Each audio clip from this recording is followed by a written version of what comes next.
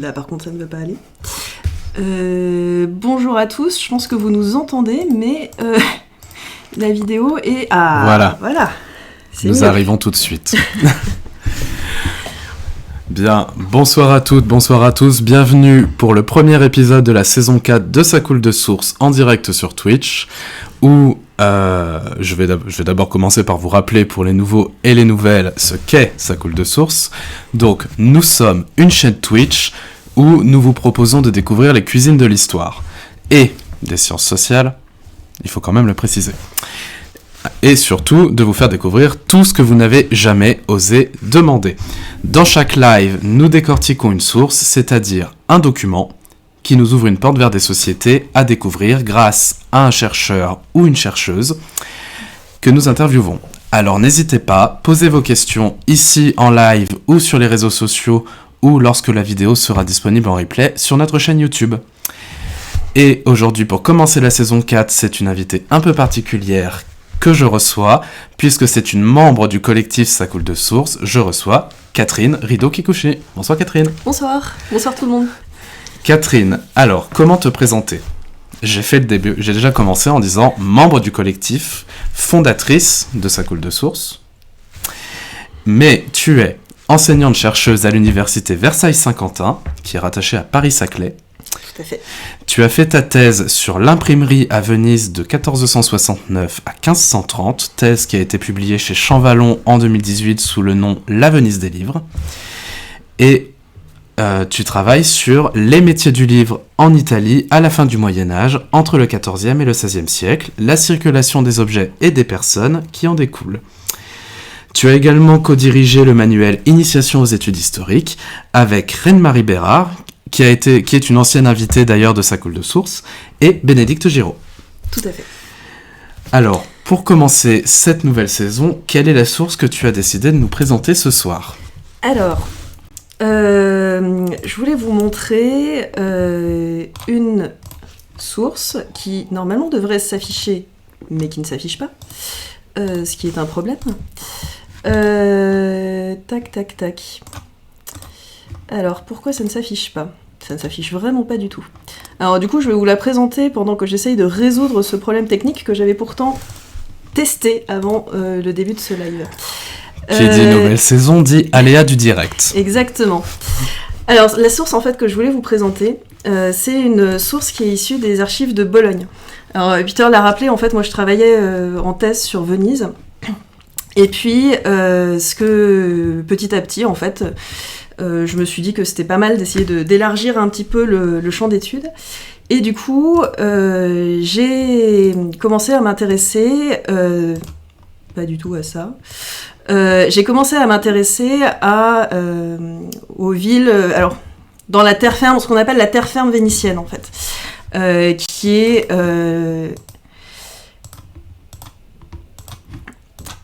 Je suis désolée, il y a un souci, j'avais tout testé avant. C'est un peu dramatique. C'est pas grave. Donc j'ai essayé de m'intéresser en fait aux villes de la terre ferme vénitienne, c'est-à-dire en gros le territoire qui est sous la domination vénitienne à la fin du Moyen-Âge. Et puis, de fil en aiguille, et attirée par la bonne nourriture, j'ai fini par m'intéresser à la ville de Bologne. Puisque en fait Bologne est aussi une ville d'imprimerie importante et Bologne est une ville universitaire qui a une demande de livres particulièrement forte. Et donc du coup j'ai commencé à m'intéresser à cette ville-là en regardant un petit peu qu'est-ce que je pouvais trouver dans les archives sur les métiers du livre, on va dire, de façon générale. Du coup, voilà, c'est mieux.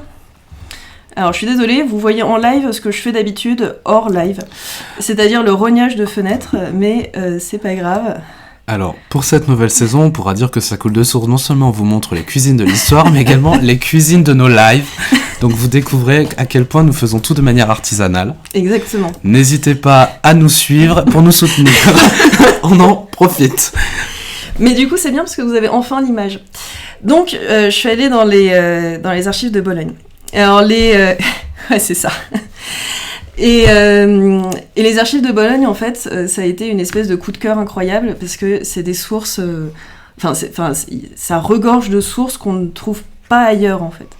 Et en particulier à Venise, il y avait toute une série de types de documents qui ont été perdus pour tout un tas de raisons. Et à Bologne, on trouvait des choses absolument dingues. Et en particulier, donc, le document que je voulais vous montrer, c'est celui-là. Ça, c'est un document, en fait, qui est tiré d'un registre de la commune de Bologne, enfin d'une institution de la commune de Bologne, qui est un registre de déclaration des étrangers qui viennent habiter à Bologne. Donc en gros, vous êtes étranger, vous arrivez dans la ville, ça c'est une première chose, et puis vous décidez de vous y installer. Et une fois que vous avez décidé de vous installer, vous enregistrez, comme ça arrive encore pour les étrangers dans plein de pays, en Europe notamment. Vous allez devant les institutions communales et vous dites je m'appelle un tel, j'ai tel métier et je viens avec telle personne et je veux m'installer. Voilà, donc ça c'est une des pages du registre dont je voulais vous parler ce soir. Magnifique. Alors, est-ce que je rentre un peu dans le détail du texte Alors, est-ce qu'on peut déjà commencer par une question toute simple. Quelle est la typologie précise de ce document ? Tu nous as parlé de recueil d'enregistrement des étrangers arrivant dans la ville. Est-ce que c'est un acte finalement style formulaire ? C'est un acte qui est commun et qui se reproduit pour chaque personne, ou est-ce que c'est un acte un peu finalement particulier ? Alors cet acte-là, en fait, il est ultra standard et on retrouve exactement le même formulaire. Alors tu utilisais le terme, c'est exactement ça. En fait, c'est hyper standardisé et donc on retrouve pour tous les documents du registre. Alors vous voyez, les registres, c'est ceux-là. Hein. C'est la photo que je vous avais montrée juste avant. On retrouve en fait la même structure de texte, on va dire, pour tous les documents. Donc d'abord, tout en haut, vous avez la date, tout simplement, et ensuite vous avez la description de la personne, la présentation de la personne, vous avez les gens qui l'accompagnent, et le fait que, il veut venir s'installer et établir son activité, souvent c'est mentionné à Bologne. Voilà. Et ça, en fait, c'est un truc hyper standardisé que, du coup, les notaires, probablement, qui écrivaient les notaires ou les officiers, on va dire, de la ville qui écrivaient ces documents, faisaient de façon hyper automatique, pour garder une trace. Alors la question c'est peut-être effectivement pourquoi on a conservé ça, quoi. Oui, de fait. Alors c'est possible que dans plein d'autres villes en fait il y avait ce type de documents et qu'on les a perdus. Et d'ailleurs en fait à Bologne on sait que cette institution-là elle existe depuis le XIVe siècle et elle existe au moins jusqu'au XVIe siècle et on n'a que 6 registres. C'est peu.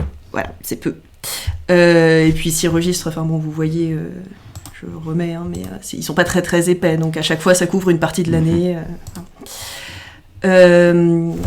Donc c'est pas beaucoup, donc probablement qu'en fait ça existait ailleurs, mais ça a été perdu. Mais c'était probablement des registres hyper importants, en tout cas à moyen terme, pour la ville, parce que si vous vous installez à Bologne, vous payez des taxes. Et donc du coup, vous vous déclarez en disant, moi je viens là, et donc sous-entendu, je vais payer les taxes et les impôts dans la ville. Donc ça permettait à la ville de savoir, de mettre à jour. Alors, c'est pas encore une forme de recensement, mais presque finalement, c'est une forme de recensement fiscal. Ouais, mais en fait, à la même époque, il y a des recensements fiscaux. D'accord. Bologne en fait il y en a plein dans toutes les villes en Italie du Nord, mais Bologne, il y en a particulièrement tôt, Venise, il y en a aussi assez tôt, quoi.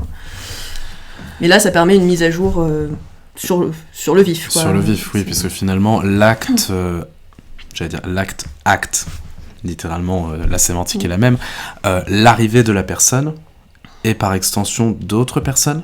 Ouais, tout à fait. Alors, du coup, je vais rentrer un peu dans le texte. Alors, parce que là, évidemment, vous voyez pas grand-chose. Donc, j'ai essayé de faire des zooms. Et on va voir si j'arrive... Voilà, super. Donc, normalement, là, vous avez un zoom sur la première partie du document. Bon, j'ai laissé la date... Et donc là, vous voyez à la fois un bout du document, la transcription en latin, parce que c'est des documents en latin, et la traduction.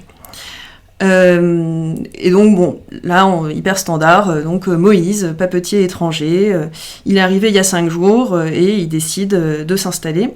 Et donc il comparait devant moi. Oui, Maëlle, on sait, tu n'aimes pas le latin. Mais c'est bien le latin aussi des fois. Et puis là, c'est vraiment pas du latin dur, même moi j'arrive à le lire, donc du coup ça va. Donc, voilà, on a ce Moïse qui arrive. Et il n'arrive pas tout seul, effectivement. Il arrive avec sa famille. Et bon, là, il n'y a pas un grand monde encore, mais il y a sa femme. D'accord. Voilà. Donc Donna Mitotia. Et il y a Luca et Caterina, ses enfants. Là, il n'y a que 3 personnes, mais ça peut être, il peut y avoir beaucoup plus de personnes en fonction des cas. Parfois, il y a des gens qui arrivent avec leurs serviteurs, parfois, il y en a qui arrivent avec leurs ouvriers. Voilà. Oui, donc c'est vraiment le document qui acte ça, et c'est vraiment je vais utiliser un terme qui n'est pas le bon pour l'époque, une photographie instantanée de l'arrivée de la famille dans la ville, et pour la ville, de l'enregistrement de cette nouvelle arrivée. On peut officiellement dire ça. Ouais, c'est ça, mais je pense que le terme photographie, en fait, il est assez juste, parce que c'est vraiment, pour les autorités, une sorte d'instantané.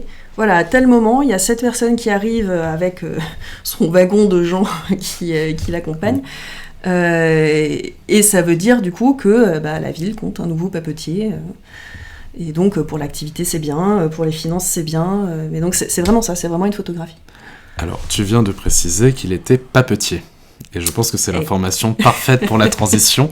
Alors, tu nous as dit que tu travaillais sur l'imprimerie, le papier support à la fois de l'écriture manuscrite et de l'imprimerie, mais quelle est un peu la spécificité de cette source-là par rapport aux autres sources que tu as pu étudier ?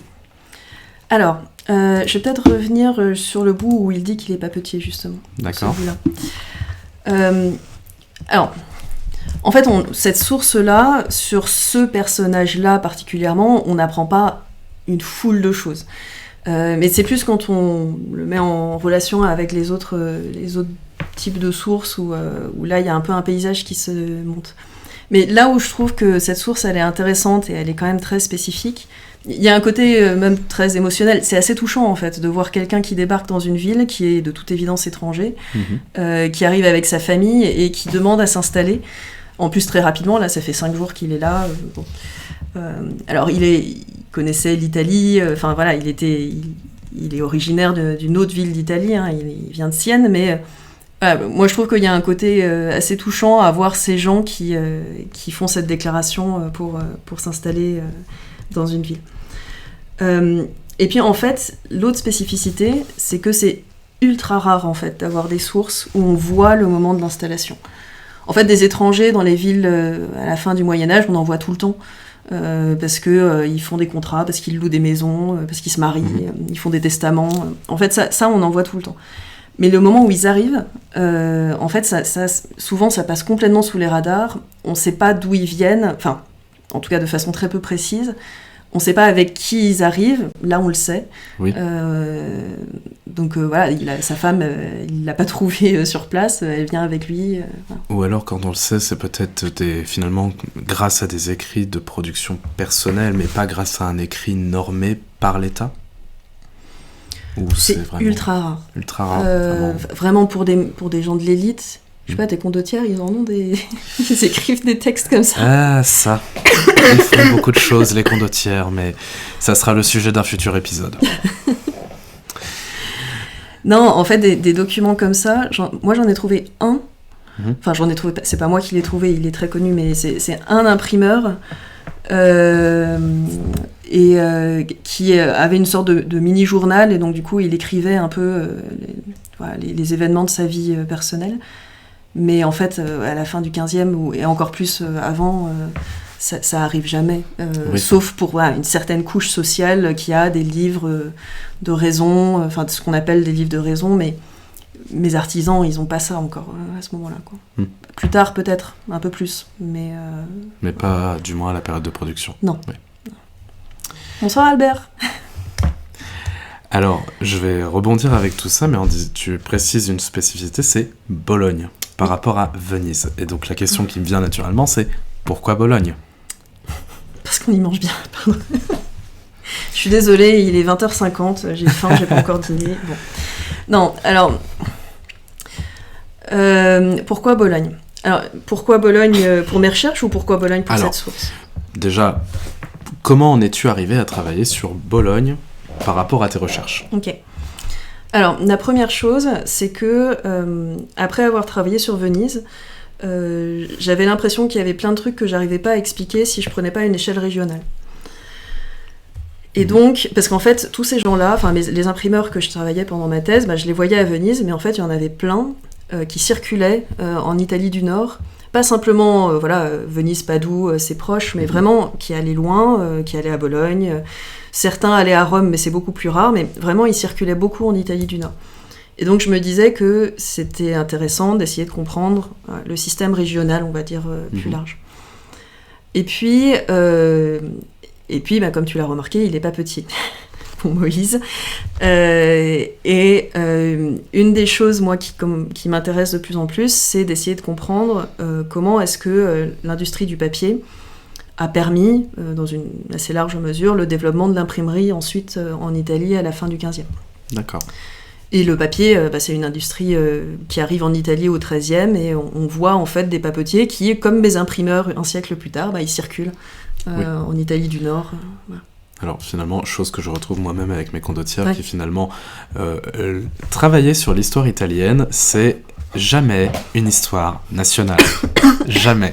C'est une histoire à l'échelon communal, provincial, limite régionale, mais jamais plus. Surtout sur l'Italie médiévale et des Renaissances. Donc c'est finalement une histoire d'étudier les pratiques des métiers et les circulations. Donc vous avez compris quel était le thème de l'année maintenant, à travers un espace que tu as défini. Ouais.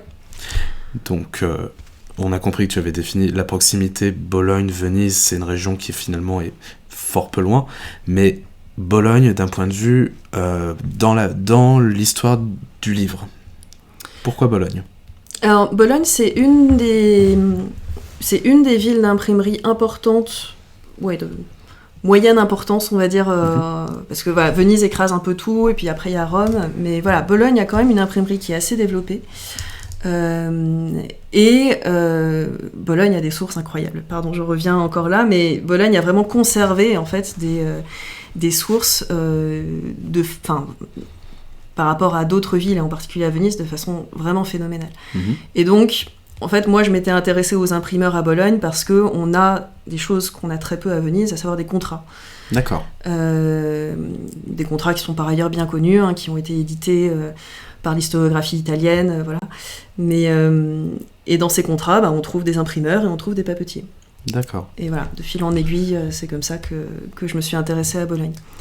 Puis par ailleurs, tu parlais de la définition de la région sur le papier en particulier, et ça rejoint l'une des questions que je vois dans le chat aussi. Le papier, il y a besoin d'eau pour la production, peut-être qu'on reparlera un peu de ces questions-là plus tard, mais il y a vraiment besoin d'eau de façon importante, et donc moi, dans les travaux que j'essaye de mener sur le papier, je m'intéresse du coup à la vallée du Pô. D'accord. Et au bassin hydrographique du Pô. Et Bologne en fait partie, même si le Pô passe pas à Bologne, mais voilà, Bologne fait partie géographiquement de la plaine du Pô. Gênes, en revanche, non. Mais donc du coup, voilà. Et sur les sources à Gênes, si je peux... Je t'en prie. On retrouve certaines sources de la même manière. Gênes est une ville de production de papier aussi importante.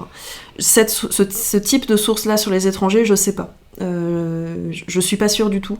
En tout cas, je l'ai pas trop croisé dans la bibliographie. Mais Gênes a aussi une production d'archives hyper importante à ce moment-là, donc si c'est pas conservé, ça a probablement été quand même produit à un moment ou à un autre. J'en profite pour lire la question de Florian Latin. Les sources ne parlent que de Bologne intramuros ou également du Contado ? Alors, dans cette source-là, en particulier, on parle de Bologne. Alors, qu'est-ce que ça veut dire, Bologne ? C'est pas forcément évident. Il y a d'assez fortes chances, en fait, que dans l'esprit des gens des notaires qui écrivent ces documents, en fait, Bologne, c'est l'institution, c'est difficile de parler d'État encore, mais voilà, vraiment la cité de Bologne au sens politique du terme. Et donc du coup, en fait, ces gens-là, ils peuvent tout à fait aller s'installer dans le Contado. Après, le fait d'être habitant de la ville de Bologne, vraiment intramuros, ça donne lieu à des privilèges particuliers que n'ont pas les habitants du Contado. Donc en pratique, en fait, très souvent, les gens qui font cette démarche de se déclarer, surtout quand ils sont artisans comme c'est le cas là, en fait, très souvent, ils viennent s'installer dans la ville de Bologne parce qu'ils savent que ils vont aussi avoir un certain nombre de privilèges là. Écoute, je propose qu'on ouvre la deuxième partie finalement. On a bien cerné en quoi la source avait à la fois ce caractère de formulaire, mais un peu exceptionnel au vu de sa rareté dans les archives. Je propose qu'on élargisse un petit peu le sujet finalement. Est-ce que tu peux nous faire un rapide point sur l'histoire de Bologne, sur la période qui t'intéresse ? Ouais, alors très rapidement du coup. En gros, Bologne à la fin du Moyen-Âge, donc 14e, 15e, puis tu me dis si je me trompe. Je te laisse faire. C'est une ville qui est très prospère. On l'appelle Bologna la Grassa, donc Bologne la grâce. C'est pas seulement qu'on y mange bien, mais c'est qu'on a les moyens d'y manger bien aussi. Donc commercialement, d'un point de vue industriel, c'est vraiment une ville qui est très prospère et c'est une ville qui est universitaire. Donc, l'université de Bologne, c'est la plus ancienne de la péninsule italienne. Eux, ils disent que c'est la plus ancienne du monde. Court. Bon, Paris n'est pas tout à fait d'accord, mais bon, ça se joue entre Paris et Bologne. Les querelles de campanile à travers les Alpes. Exactement. Donc voilà, c'est une ville qui économiquement, intellectuellement est vraiment centrale à la fin du Moyen-Âge. C'est la plus grande école de juristes d'Europe occidentale à cette époque-là. Politiquement, c'est une ville qui est sous l'influence de la papauté, qui est rattachée normalement aux États pontificaux, sauf que tout le monde n'est pas d'accord avec cette situation, parce que Bologne est quand même assez loin de Rome, et donc, bizarrement, Milan aimerait bien récupérer Rome et a essayé de prendre Bologne à un certain nombre de reprises, jusqu'au début du XVe siècle. Donc, sur la période que j'étudie, on est un peu sur cet entre-deux, Bologne qui essaye d'être autonome, mais en même temps il y a la papauté, en même temps il y a l'influence de Milan. Et au début du XVe, il y a donc une seigneurie qui s'installe à Bologne, qui continue à être théoriquement en fait sous l'allégeance de la papauté, mais qui, en réalité, gère les choses quand même plutôt dans son coin. Ils ont le statut de vicaires pontificaux, mais finalement, c'est juste une titelle lointaine, et ils gèrent tout. Ouais, le pape les laisse quand même globalement tranquilles, quoi. Bon. Voilà. Et alors, Bologne, à ce moment-là, par rapport au reste de l'Italie, très rapidement, est-ce que tu as moyen de...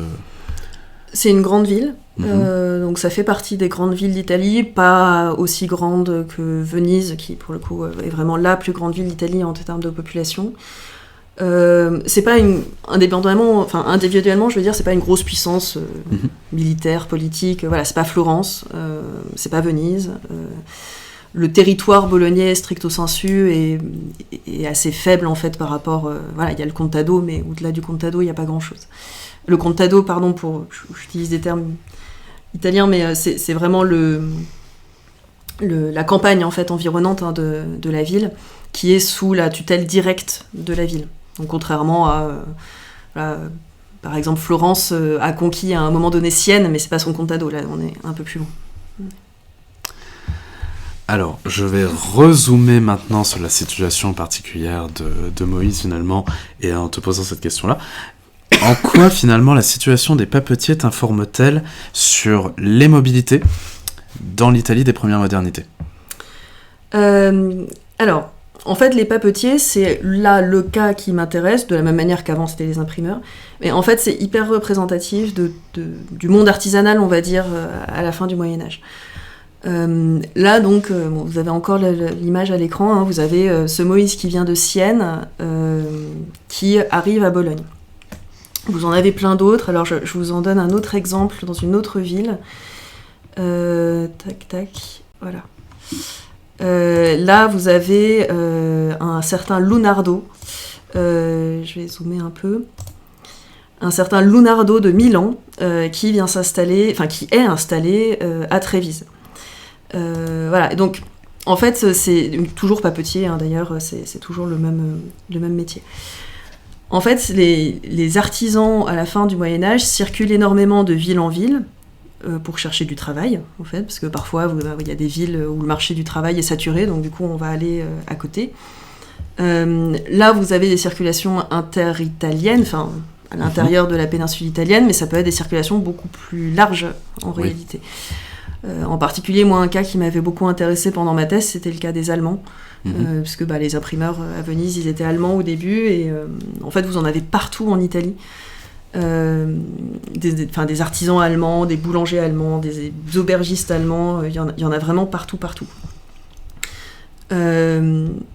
Et ça permet de faire circuler les techniques. Oui. Et là, on retombe du coup sur mon papetier Moïse. Mais le papier, en fait, c'est une technique qui s'est diffusée par la migration. C'est une technique qui arrive en fait de Chine via le monde arabo-musulman, en péninsule ibérique et en Italie, et qui s'installe en fait à Fabriano, donc plutôt une ville centrale d'Italie. Et ensuite, il y a une diaspora de papetiers de Fabriano partout en Italie. Et en fait, ça fait que vous avez un papetier de Fabriano qui va s'installer quelque part, mettons à Milan. Puis à Milan, du coup, il va former d'autres papetiers. Et ceux-là, ils vont aussi aller exporter la technique ailleurs, etc. Donc ça se passe vraiment comme ça. Et c'est comme ça qu'en fait, toute l'Italie du Nord, à la fin du Moyen-Âge, a une production de papier. Ce qui n'est pas du tout le cas, par exemple, dans le domaine français, où c'est beaucoup plus localisé, ce qui n'est pas du tout le cas dans les pays germaniques. Oui, c'est vraiment une spécificité italienne par rapport au reste de l'Europe. À la fin du Moyen-Âge, oui. D'accord. Il y a des papetiers à Troyes, par exemple, en France, mais ça n'a pas du tout pris l'ampleur que ça connaît en Italie. Est-ce que ce besoin en papier, finalement en support de l'écrit, tu le lis également au fait que l'Italie produit beaucoup plus d'écrits finalement que les autres espaces européens ? Oui, c'est vraiment lié, mais c'est un peu l'œuf et la poule, oui. Du coup. Parce que forcément, quand vous avez du papier à disposition, ça coûte beaucoup moins cher que du parchemin, donc tu as tendance à écrire davantage, et puisque tu écris davantage, tu as besoin de papier. Enfin, voilà, du coup, ça s'alimente vraiment l'un l'autre. Mais oui, ce qu'on appelle la révolution de l'écrit, en fait, qui est vraiment ce moment où l'écrit se diffuse très largement dans la société, dans les administrations, etc., est vraiment lié de façon très très forte en Italie à la présence du papier. Et ensuite, ailleurs, même quand ils produisent pas du papier sur place, ils en importent. Donc, oui. Voilà. Donc en fait, l'industrie papetière italienne va aussi alimenter cette révolution de l'écrit ailleurs en Europe. Et par extension, comme tu disais que finalement, de Fabriano, il s'était diffusé, que dans les villes de première installation, il formait une nouvelle génération qui elle-même se diffusait, tu peux parler d'une forme, alors je vais pas dire de conscience de métier ou de corps de métier à l'échelle de toute la péninsule, mais presque finalement. Ils viennent tous d'à peu près des mêmes formateurs. Oui, alors ça prend plusieurs générations, bien sûr, quand même, ce que bien je viens de dire. Mais par contre, pour Fabriano, c'est sûr. Ça, on le sait, on a même les statuts des papetiers de Fabriano qui laissent quand même bien penser que, il y avait vraiment une conscience forte d'une appartenance au métier, même quand on a quitté Fabriano. Enfin, voilà, il y avait déjà aussi un peu cette idée-là. Mais après, c'est vrai qu'il y a aussi... comment dire ? En fait, le statut de ces gens-là va être un peu... va beaucoup changer selon les villes. Ils vont pas forcément avoir la même reconnaissance, et donc c'est plutôt ça qui va varier. Donc je sais pas si on peut vraiment parler de conscience de classe à l'échelle de la péninsule, mais en tout cas, voilà, les connaissances techniques se transmettent de cette manière-là. À Bologne, de fait, puisque tu disais, selon les différents espaces de la péninsule, tu arrives à jauger s'ils sont plus ou moins bien accueillis. Bologne les accueille plutôt bien ? Oui, Bologne les accueille plutôt bien, mais en fait, globalement, surtout après la peste, les étrangers en fait sont très très bien accueillis dans les villes italiennes parce que faut repeupler et il faut relancer l'activité économique après la saignée de la peste. Donc toutes les villes en fait à ce moment-là en Italie ont des politiques vraiment d'incitation faire venir des étrangers, d'autant plus des artisans qualifiés comme ceux-là, mais pas seulement. Enfin, vraiment, dans les premières années après la peste, c'est un peu... venez, on vous accorde la citoyenneté immédiatement. Il y a vraiment, à Venise en particulier, une sorte d'ouverture dingue. Ça se referme assez vite. Mais pour les artisans qualifiés, par contre, là, il y a aucun problème. Et oui, en effet... Giorgia Meloni va actuellement sur... Oui. Alors, on sait, nous en avons discuté avec les autres membres du collectif qui sont actuellement dans le chat ce soir, que le titre de cette première intervention pouvait être quelque peu provocateur. Donc, justement, la question que j'allais poser entre en résonance avec ce titre, tu parles de besoin de migration, on parle de besoin d'étrangers. Ces étrangers sont-ils italiens ? Ou alors, est-ce qu'il y a aussi un appel à de l'étrangérité finalement extra-italienne ? Il y a vraiment de tout. Enfin, d'accord. C'est plus facile évidemment d'arriver à Bologne de Sienne que de France. Voilà, ça c'est sûr. Mais tout à fait, c'est une émission qui réécrit l'histoire, Florian. C'est notre marque de fabrique. Donc, voilà, c'est sûr que d'un point de vue quantitatif, c'est plus facile de migrer de façon proche. Mais voilà, je reprends l'exemple des Allemands. Ça, c'est vraiment l'exemple où il y en a partout. Il y en a partout et dans un nombre vraiment très important au XIVe et au XVe siècle. Dès le XIVe siècle. Dès le XIVe siècle. Oui, dès le XIVe siècle. Il y a même des corporations spécifiques aux Allemands dans les villes italiennes, à Florence notamment, à Rome, si je ne me trompe pas, et qui influencent aussi assez durablement même la culture des villes dans lesquelles ils habitent. Alors, je suis désolée, vous allez croire que je suis complètement obsédée par la bouffe, mais... un exemple que j'aime beaucoup donner, c'est l'exemple d'un gâteau romain. Ceux qui sont déjà allés à Rome, et notamment dans le quartier juif, ont peut-être déjà goûté les tortas à la ricotta. Voilà, un gâteau à la ricotta, c'est de la pâte feuilletée essentiellement, avec un fourrage à la ricotta. Et bien ça, en fait, c'est un gâteau allemand, à la sauce italienne, parce que c'est de la ricotta. Mais en fait, il y a des historiens, donc Bruno Loriot pour ne pas le citer, qui est un historien de la gastronomie à la fin du Moyen-Âge, qui dit qu'en fait, cette recette, elle apparaît à la fin du Moyen-Âge, à Rome, parce que vous avez des Allemands qui reproduisent en fait leurs recettes avec les ingrédients locaux. Oui, finalement, c'est comme ça que... Je prends un exemple d'histoire contemporaine. Finalement, c'est comme ça qu'il y a des producteurs allemands de bière qui se sont exportés au Brésil, en Chine, et que nous avons de la bière assez renommée comme ça. C'est exactement le même principe. Ouais, c'est exactement pareil. Alors, tes études portaient particulièrement sur finalement la production livresque et par extension l'imprimerie. Tu nous as évoqué le rôle de Bologne dans la production grâce à l'université, grâce à son statut. Est-ce que tu as réussi à lier finalement tes nouvelles recherches sur la papeterie avec, je vais pas dire tes anciennes recherches, c'est toujours lié, mais avec l'imprimerie finalement? C'est le plan. D'accord. Mais c'est le début encore. Donc c'est encore vraiment balbutiant parce que c'est vraiment une recherche que je vais essayer de mener là dans les prochaines années, mais c'est encore vraiment le début. Le lien qu'on peut... Ah oui, je vois que Florian a ressorti l'article où je parlais des gâteaux à la ricotta romains. Merci beaucoup Florian. C'est une obsession qui date un peu. Pardon. Alors oui, Bibliographium, pardon, je rebondis là-dessus parce que c'est en lien avec la question de Peter, mais oui, effectivement, Grif qui est le graveur qui a fait les caractères d'Aldmanus, grand imprimeur vénitien. Il était passé, il avait beaucoup circulé, il était allé évidemment à Venise, mais aussi à Ferrare, etc. Pardon, du coup j'ai perdu le fil. Oui, le lien.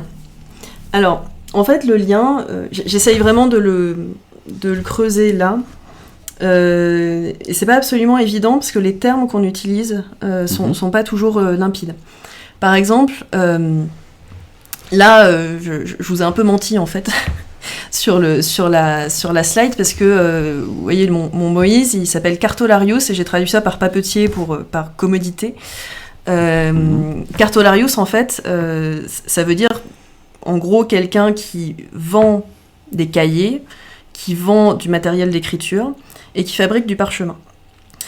Alors, j'ai dit papetier un peu au sens contemporain, en fait, de la papeterie, quoi. Mais on ne sait pas, même si dans son cas, moi, je pense c'est pas impossible qu'il faisait aussi du papier. Mais on ne sait pas s'il produisait du papier. Mais donc, en fait, le livre, à la fin du Moyen-Âge, et encore avec l'imprimerie, c'est un objet qui est très multiforme, en fait. L'imprimerie remplace pas le manuscrit. Il y a encore des copistes, il y a encore des gens qui vendent des livres manuscrits. D'ailleurs, souvent, c'est les mêmes qui vendent les livres imprimés et les livres manuscrits. Il y a encore du parchemin, il y a encore des livres écrits sur parchemin, y compris des livres imprimés, d'ailleurs, qui sont imprimés sur parchemin. Et donc, tout ça est très imbriqué. Alors, à Bologne, en particulier... les documents que je vous ai montrés, pour l'instant, ils sont moches, mais là, il y a quand même un document qui est joli. Donc ça, c'est le statut des Cartolari de Bologne, de 1379. Et vous voyez, ils font... C'est leur statut, alors évidemment, ils montrent aussi leur fierté professionnelle, donc ils montrent comment ils savent bien enluminer, tout ça. Alors évidemment, Bologne, moi ce qui m'intéresse, c'est cette continuité, parce qu'il y a une production de livres qui est très importante à l'époque manuscrite, dont on voit, en fait, la corporation des Cartolari, elle est très très implantée à Bologne depuis le XIIIe siècle. Il y a des statuts très réguliers, c'est clairement une corporation qui a un grand prestige aussi à Bologne. Et en même temps, à un moment donné, il y a des imprimeurs qui arrivent, qui ne font pas partie de la corporation. Il y a aussi eu des papetiers qui arrivent, qui ne font pas partie de la corporation. Et moi, ce qui m'intéresse, c'est d'essayer d'articuler tout ça. D'accord. Mais c'est en cours. C'est en cours. Donc, finalement, j'ai déjà évoqué en disant, ils n'en font pas partie, mais est-ce qu'à un moment, ils vont intégrer cette corporation? Tout ça, pour le moment, c'est trop tôt. Non, mais surtout, en fait, non, la réponse là est claire. Les imprimeurs n'intègrent pas la corporation. D'accord. Et les papetiers, d'ailleurs, n'intègrent pas la corporation non plus. Et donc, c'est vraiment très séparé, finalement. Oui, et en même temps, ils vendent du papier.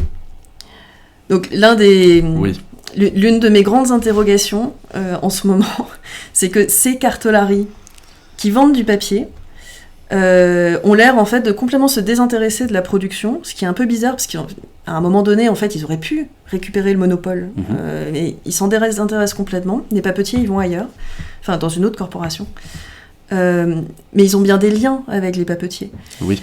Et ça, je le vois pas encore. Mais forcément, ils ont des liens. Mais pour l'instant, là, la documentation, je ne l'ai pas encore. D'accord. J'en profite pour poser la petite question que nous venons de recevoir de Phoenix Matera. Est-ce qu'on a trace de Cartolari dans des villes plus petites de la région? Je pensais à Urbino en particulier.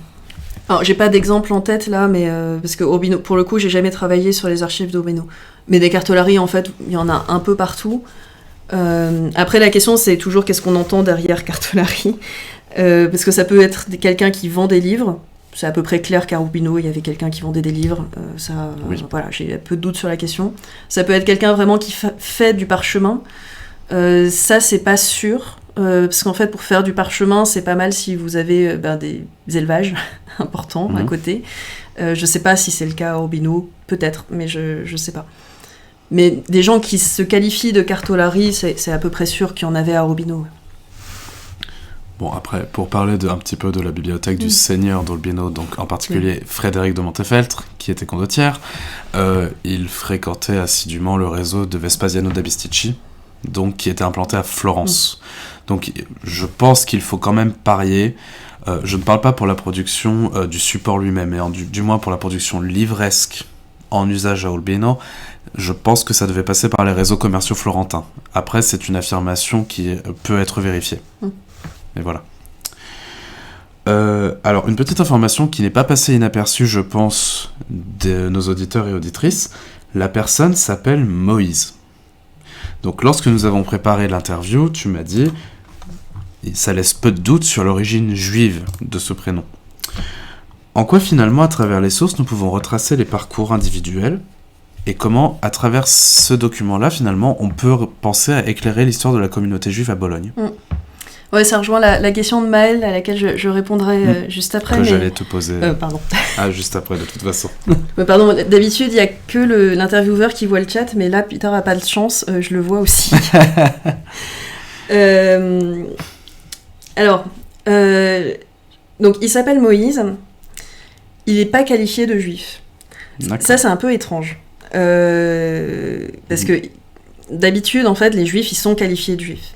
Je vous montrerai peut-être d'autres exemples tout à l'heure, mais là, il n'est pas qualifié de juif. Par contre, il s'appelle Moïse, et donc là, c'est quand même très bizarre, parce que s'il s'était ne serait-ce que converti, très souvent, les juifs convertis changent de prénom, pour prendre un prénom chrétien.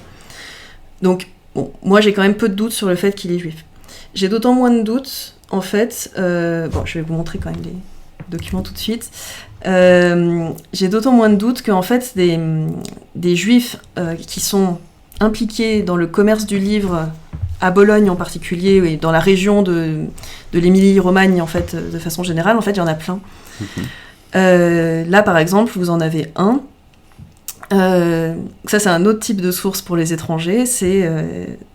Ah non, pardon, c'est exactement la même... Oui, pardon. Celui-là, c'est exactement la même chose. C'est donc un maître d'école juif qui arrive... alors, maître d'école, c'est quelqu'un qui enseigne la science des juifs. Bon, qu'est-ce que ça veut dire exactement? Ça, on peut en discuter, mais c'est exactement le même type de source. Il arrive à Bologne, il s'installe avec sa famille. Voilà. Donc, je ne sais pas si vous arrivez à lire, mais il s'appelle Gaius, fils de Vital, juif de Ancône. Donc là, il est bien qualifié de juif. D'accord. Et puis, on a aussi d'autres types de sources. Là, avec... Ça va? Oui, ça va, pardon. On est tous malades. C'est pour ça qu'on tousse tous. Qui dit rentrée, dit circulation saisonnière des maladies. Voilà. Là, c'est un autre type de source. C'est des gens, quand ils arrivent à Bologne, doivent payer des taxes sur les biens, en fait, qu'ils transportent. Toujours à la porte des villes. Hein. C'est là où on contrôle ce genre de choses. Et là, vous avez, je vais l'agrandir un peu, un maître Agnellus Hebreus, donc un maître Agnello juif, qui transporte des livres juifs. Donc, qui transporte des sacs de Librorum Hebreorum, donc livres juifs. Donc, en fait, des juifs qui sont impliqués dans le commerce du livre, il y en a plein à peu près à la même époque dans la région. Donc, Moïse, je suis à peu près sûre qu'il doit être juif. Après, reconstruire individuellement le parcours des gens, ça, par contre, c'est compliqué. Bien sûr. Mon Moïse, là, je sais pas si je vais le retrouver dans les archives ailleurs, peut-être, mais il faut un peu un coup de bol quand même dans ces cas-là. Surtout vu le peu de registres à disposition finalement. Oui.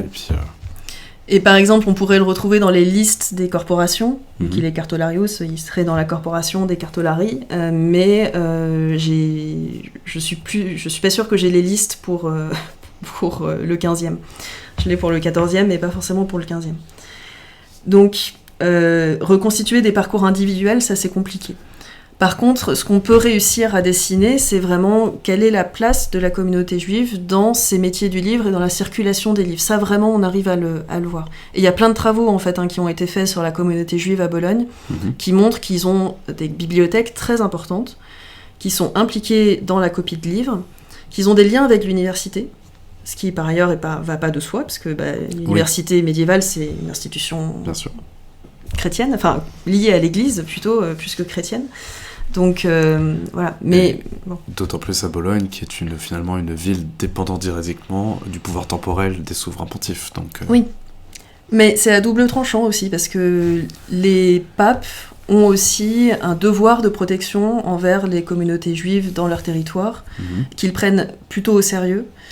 Contrairement à ce qui peut se passer dans d'autres territoires de la chrétienté. Mais donc les juifs ont un statut à part. Je ne dis pas du tout que les juifs ont un statut égal, ce n'est certainement pas le cas, mais ils ont un statut à part, un statut protégé. Et les papes ont plutôt tendance à protéger les juifs de pogroms, etc.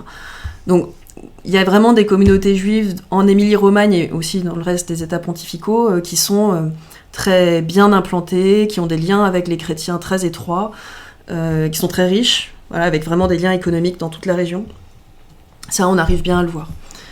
Et ce type de document permet de voir les circulations aussi, parce que c'est des gens, en fait, qui ont parfois des parents dans la ville d'à côté, qui commercent, et donc voilà, ce type de document permet de le voir. Donc finalement, tu peux faire un petit pot de micro-histoire, mais traiter l'intégralité du sujet d'un point de vue de micro-histoire est très compliqué. Franchement, ces sources-là, pour faire de la micro-histoire, c'est pas possible. Oui. C'est trop parcellaire. C'est vraiment des touches. C'est assez rare, ça arrive, hein, mais c'est assez rare qu'on arrive vraiment à reconstituer le parcours d'un individu, et donc on est plutôt sur un individu, des phénomènes généraux, ou des individus moyens. Enfin, je sais pas très bien comment le formuler, mais... Alors, je parlais de pogrom. En fait, à la fin du Moyen-Âge, alors pogrom, je l'ai utilisé peut-être un peu vite, mais disons qu'il y a des phénomènes de violence populaire très fortes contre les Juifs, qui sont alimentés notamment par des rumeurs de sacrifices d'enfants, de kidnapping d'enfants, etc. C'est très très développé en Italie à la fin du Moyen-Âge.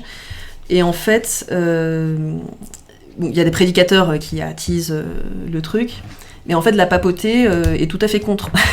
Donc la papauté envoie des lettres aux villes pour leur dire « mais chassez ces prédicateurs, les Juifs, il faut pas les tuer, il faut pas commettre de violence contre eux. » Voilà. Donc, parce que, en fait, à la fin du Moyen-Âge, il y a vraiment cette idée que les Juifs, il faut pas les forcer à se convertir.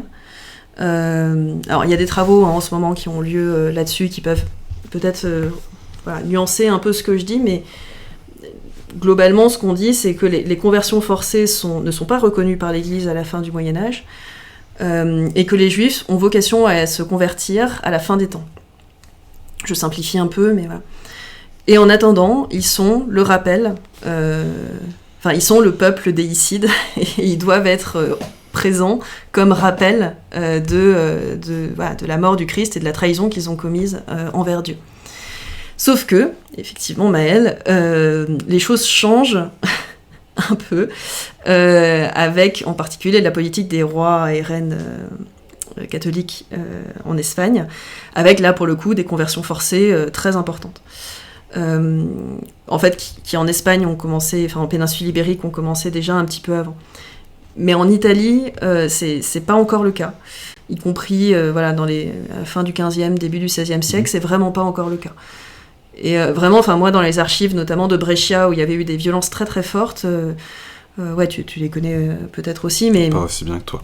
Il y a vraiment des lettres du pape qui disent « mais arrêtez, quoi. c'est des rumeurs, c'est probablement faux, arrêtez ». Donc finalement, si je résume, comme les papes ont ce devoir de protection sur les communautés juives, on peut présumer qu'il y a eu plus de violence dans les territoires qui ne dépendaient pas de la tutelle pontificale. Oui. Après, en fait, il y avait aussi vachement de trucs... c'est parfois conjoncturel, c'est-à-dire qu'il suffit qu'il y ait un prédicateur et qu'à un moment donné, il y a un contexte qui fait que ça déclenche. En fait, ça dépend beaucoup. Brescia, que je citais tout à l'heure, pendant très longtemps, en fait, ça a été une vie plutôt favorable à la communauté juive. Et en fait, à un moment donné, il y a un prédicateur très très fameux qui est Bernardin de Sienne qui débarque, et là c'est fini, quoi. Et donc, notamment, j'ai un imprimeur juif qui part de Brescia à ce moment-là. Donc oui, finalement, grâce à ces différents événements de chaque ville, tu arrives aussi à comprendre pourquoi tes papetiers, tes imprimeurs ont été obligés de bouger à travers toute la péninsule. Ouais. Oui, pour certains, c'est vraiment quelque chose que j'ai essayé de comprendre. Alors c'est pareil, c'est des bribes, quoi.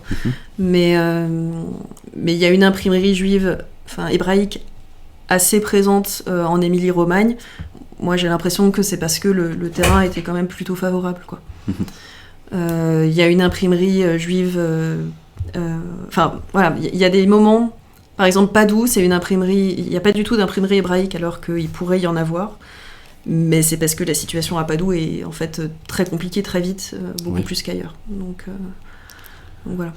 Alors je fais une petite incise bibliographique sur les relations. Alors après Isabelle de Castille, plutôt sur la période moderne en l'occurrence, les travaux d'Isabelle Poutrin sur les convertis du pape, alors qui traitent également de la partie musulmane et immigrés d'Espagne, mais où il y a des travaux sur la communauté juive et sur comment elle a été intégrée finalement dans les territoires à Rome et dans les territoires pontificaux.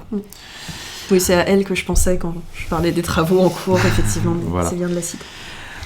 Alors, on a évoqué à partir de là, finalement, le statut exceptionnel. Le statut des étrangers à Bologne, on a mentionné par rapport au Contado. Est-ce que tu as un peu plus de précision ou pas sur le statut des communautés étrangères à Bologne par rapport finalement aux citoyens? Alors, pas tant que ça, mais là c'est peut-être un manque de ma part parce que c'est encore de la biblio que je suis en train de lire. Mais ce qui est sûr, c'est que par rapport à d'autres villes, comme par exemple Venise ou Florence, il n'y a pas de nation, enfin ce qu'on appelle de nation étrangère. Alors nation, ça veut dire un regroupement, une reconnaissance en fait officielle de la part des autorités publiques de la présence de gens qui viennent globalement du même endroit. Ça n'a pas du tout le sens nationaliste qu'on pourrait avoir aujourd'hui. Mais en fait à Bologne il y a ça, mais à l'université. Il y a la nation des Espagnols par exemple à l'université de Bologne, mais ça concerne les universitaires. Oui. Il n'y a pas de corporation d'artisans étrangers, j'espère ne pas dire de bêtises, mais je ne crois pas que ce soit le cas à Bologne, alors que ça l'est à Florence et à Venise dans une certaine mesure. Moi, l'impression que ça me donne, c'est que, en fait, en tout cas les étrangers que je vois, c'est des étrangers... Il n'y a pas de communauté étrangère massive qui en fait ferait que celle-là, il faut la reconnaître parce qu'en fait leur présence est tellement importante que voilà, ils sont là, faut les reconnaître d'une manière ou d'une autre. C'est plus diffus, il y a des gens qui viennent d'un peu toute l'Italie, il y a des Allemands, il y a des Français, voilà, donc il y a moins de reconnaissance officielle, mais ça veut pas dire qu'ils étaient moins bien traités qu'ailleurs, du tout. Moi, l'impression que j'ai, c'est qu'ils sont traités de la même manière que la masse des habitants non citoyens, parce que le statut de citoyen, c'est quand même un statut d'élite. Oui, il y a quand même une distinction qui s'opère entre les deux catégories. Oui, tout à fait. Mais entre citoyens et non-citoyens, mais vous avez plein de non-citoyens qui sont à Bologne depuis X générations, mais juste, ils n'ont pas ce statut d'élite de citoyens, de reconnaissance politique aussi en partie, quoi. Oui. Alors, nous approchons tranquillement de l'heure d'émission, donc je propose qu'on passe à la troisième et dernière partie, celle de la méthodologie de recherche. Finalement, comment as-tu constitué ce nouveau corpus d'études ? Tu as commencé à nous évoquer un peu par bribes. Et quelle a été ta méthodologie ? Pardon, je lis en même temps je peux répondre à ça, comme ça on enchaîne après. Alors, je réponds tout de suite à la question d'Astralia, du coup. En fait, les étrangers qu'on voit beaucoup dans les sources, c'est vraiment des artisans. Ça, il y en a plein. Et évidemment, après, vous avez des membres de l'élite qui circulent de cours en cours, vous avez des condottières qui circulent de ville en ville, bon, voilà. Ça, évidemment. Mais vraiment énormément d'artisans, ça, c'est vraiment massif, quoi. Vous en avez plein qui n'ont pas de métier, qu'on ne voit pas dans les sources, mais ils sont beaucoup plus difficiles à retracer. En gros, ce que je dis, c'est que les étrangers, ils sont partout. Donc, n'y voyez pas une déclaration politique, mais c'est juste un fait. En fait, ça circule de partout, en Italie, hors d'Italie, etc. Alors, sur la méthode, en fait, contrairement à d'autres collègues, notamment qui travaillent sur des périodes un peu plus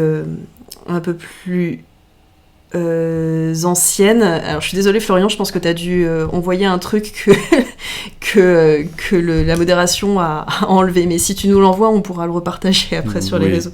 Je pense que ça doit être un lien, en fait.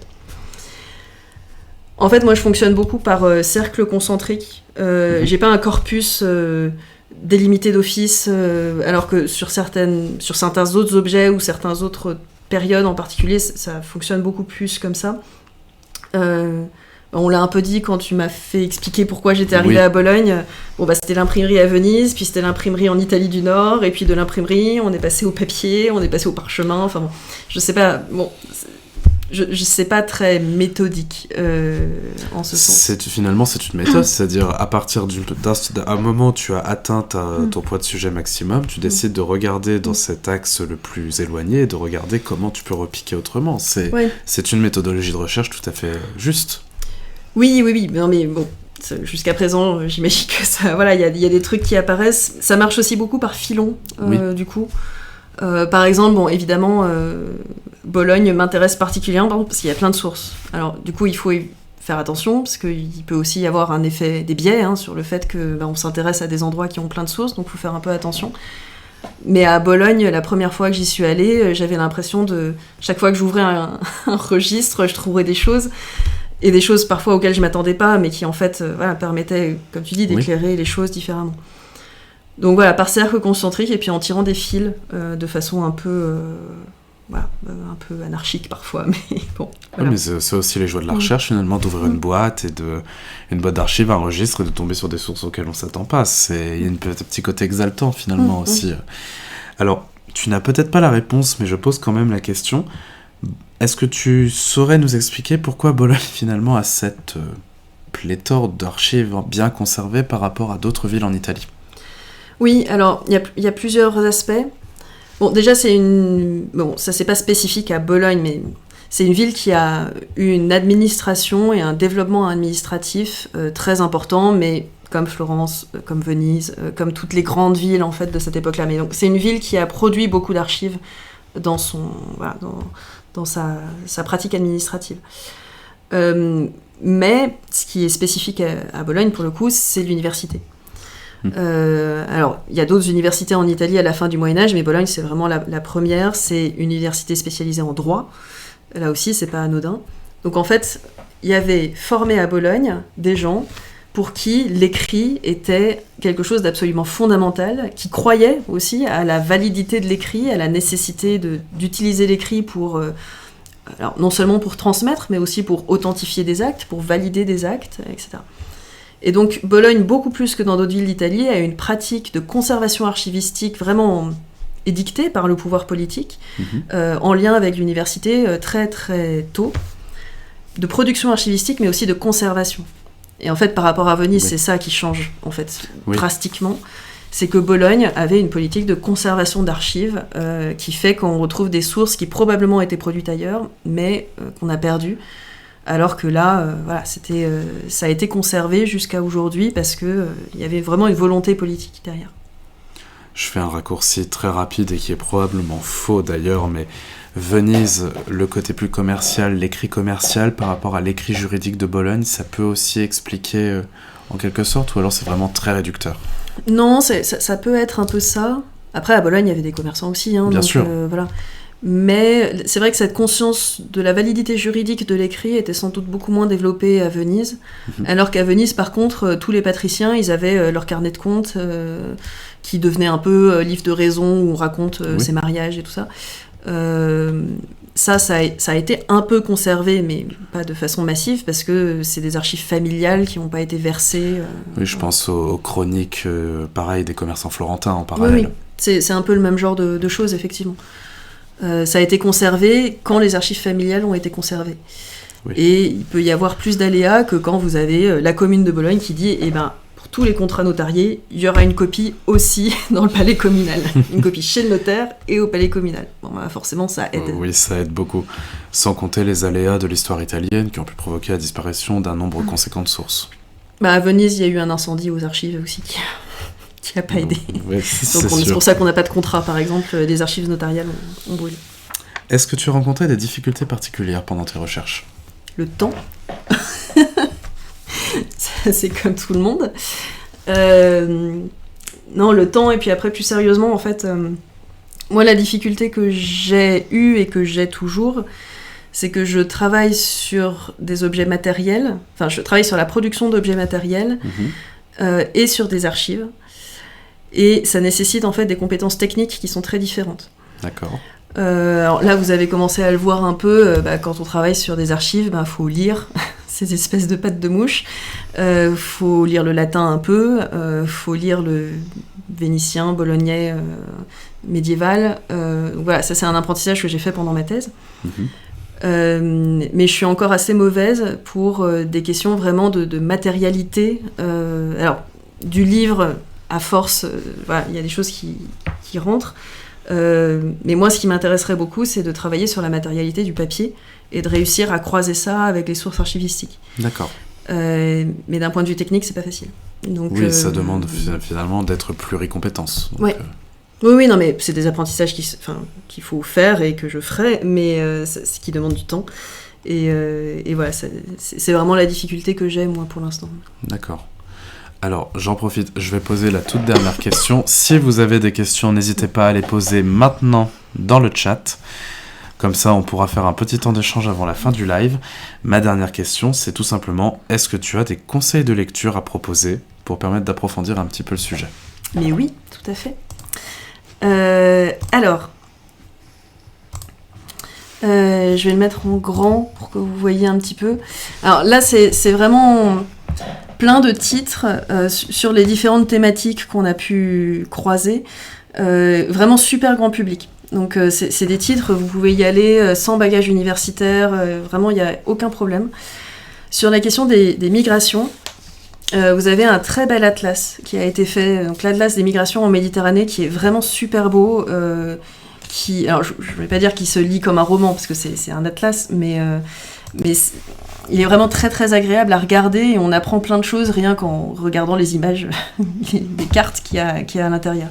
Dans le même ordre d'idée, l'archéologie des migrations qui a été réalisée par l'INRAP, qui est en ligne, et il y a aussi vraiment des choses hyper intéressantes.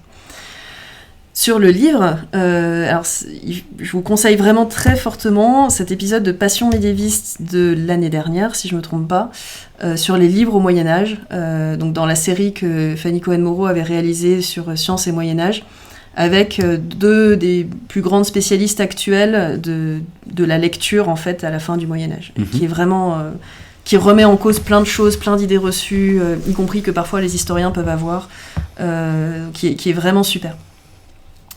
Et puis, il n'est pas encore paru, mais il va paraître, le tout dernier livre de Claire Jude de la Rivière. Alors, full disclosure, je ne l'ai pas encore lu, mais connaissant Claire Jude de la Rivière, je pense qu'il va être à la fois passionnant et très très bien écrit. Parce que c'est vraiment quelqu'un qui écrit très très bien. S'il est à l'instar de son dernier ouvrage, L'Ordinaire des Savoirs, qui est paru l'an passé. Ouais, mais c'est beaucoup plus grand public là pour le coup. Là, c'est vraiment une synthèse. Si j'ai bien compris, le but c'est vraiment de suivre un crieur public dans les rues de Venise. Super. Et de voir en fait la vie quotidienne des Vénitiens à la fin du Moyen-Âge à travers les yeux de ce crieur. Si j'ai bien suivi. Et donc c'est vraiment hyper accessible. L'Ordinaire des Savoirs, c'est un peu moins directement accessible. Un peu plus, oui. Voilà, alors pour ceux qui aimeraient creuser un peu, justement, donc il y a 3 autres titres qui sont ou qui ont été très importants pour moi. Voilà, avec beaucoup de comptes rendus en ligne. Donc en fait, si vous tapez les titres, vous trouverez des résumés vraiment très bien faits en ligne. Alors, Cities of Strangers de Mireille Rubin, c'est une synthèse sur la place des étrangers dans les villes italiennes, enfin, pas que italiennes, mais quand même surtout un focus sur l'Italie, et les communautés juives, parce qu'elle considère, sans doute à raison, que les communautés juives, en fait, elles ont un statut d'extranéité, même si parfois elles sont présentes depuis super longtemps. L'Ordinaire des Savoirs de Claire Jude de la Rivière, sur Venise, et le bouquin qui pour moi a révolutionné ma thèse, je pense, de Simona Ceruti, qui s'appelle Étranger, sur qu'est-ce que ça veut dire d'être étranger. Alors à l'époque moderne, dans son cas, en fait il y a plein de trucs qui sont valables à la fin du Moyen-Âge. En fait c'est évidemment pas ce que nous on pense comme étranger, on n'a pas eu le temps de trop en parler, mais c'est vraiment un ouvrage qui me semble fondamental, quoi. Eh ben écoute, me reste à lire les dernières questions que nous venons de recevoir dans le chat. Alors, Bibliographium nous demande, est-ce qu'on retrouve dans ces registres des étudiants qui viendraient à l'université ? Ça arrive. Alors, les étudiants, ils ont un statut un tout petit peu à part. Notamment, on a vu tout à l'heure le registre où on déclare les biens. Alors, les étudiants, ils ont le droit de venir avec leurs livres. C'est vraiment marqué dans les registres de douane. Les professeurs et les étudiants ont le droit de venir avec leurs livres et n'ont pas à payer de taxes dessus. Bon, pour une ville universitaire, c'est quand même plus malin. Donc on les voit pas dans les registres de taxes. Par contre, on les voit pour certains qui viennent habiter, surtout quand ils viennent accompagnés. C'est pas toujours le cas, mais quand ils viennent accompagnés, oui, ça peut être le cas. Et nous avons une question de Phoenix Matera. Je voulais vous demander si Ravenne a un point important au niveau des sources dans la période abordée par votre thèse ou pas du tout. Non, alors pour le coup, Ravenne, à la fin du Moyen-Âge, c'est un centre religieux important. Mais c'est plus du tout le pôle politique que ça a pu être au début du Moyen-Âge. D'un point de vue économique, c'est pas non plus fou. Donc non, Ravenne pour le coup, je sais même pas s'il y a une imprimerie à Ravenne. Je suis pas sûre qu'il y ait de presse à la fin du 15e à Ravenne. Bon, faudrait vérifier, mais en tout cas vraiment marginal, quoi. C'est une question par rapport aux réseaux commerciaux qui font que Ravenne est encore de moindre importance finalement que Bologne ou que d'autres villes de la péninsule au même moment. Ouais, mais c'est surtout que c'est une petite ville en fait à l'époque, en termes d'habitants. Enfin, Oui. voilà, alors que Bologne, Florence, même Sienne, voilà, c'est des villes qui sont. Puis il y a pas eu de développement industriel, enfin, ou artisanal ou commercial comme il y a pu y avoir de façon continue dans les grandes villes de Toscane, etc. quoi. Donc c'est pas. Ravenne a vraiment complètement changé de statut sur la deuxième partie du Moyen-Âge. Bien, eh bien. S'il n'y a plus d'autres questions, il me reste à te remercier, Catherine. Merci pour cette découverte absolument passionnante de la vie de Bologne, principalement de Bologne, mais également du parcours de Moïse. Tout à fait. Comme vous l'avez compris, à partir de cette saison, Ça coule de source a décidé de s'orienter sur une question commune à l'ensemble de nos interviews, qui sera donc les circulations et mobilités à travers toutes les périodes de l'histoire, et non seulement historique, mais également d'un point de vue sciences humaines et sociales, je le rappelle encore une fois. Si vous avez des questions, si vous avez besoin de retrouver les ressources bibliographiques proposées par Catherine, nous les posterons sur l'ensemble des réseaux de Ça coule de source, c'est-à-dire sur notre Facebook, notre X, j'allais dire notre Twitter, Instagram, LinkedIn, nous sommes partout. Donc n'hésitez pas Mastodon. J'oubliais Mastodon. Je crois même que nous sommes sur Thread maintenant. Donc, ah bon oui. D'accord. Donc nous sommes absolument partout. Et surtout, vous pourrez retrouver l'ensemble des informations de ce live et la bibliographie sur YouTube lorsque nous posterons la vidéo en replay d'ici quelques jours. Me reste à nous vous remercier d'être venus assister à ce live nombreuses et nombreux. Et à vous dire que on se retrouve le mois prochain. Je ne sais plus pourquoi. Je n'ai plus le sujet de l'interview du mois prochain. C'est la première de la saison. Ah, le blanc. Mince. Bon, de toute façon, ça sera l'occasion de venir voir sur les réseaux sociaux pour nous retrouver. Et à vous rappeler que l'histoire et les sciences humaines et sociales, ça coule de source. Bonne soirée à toutes et à tous. Bonne soirée. Merci à tous et toutes.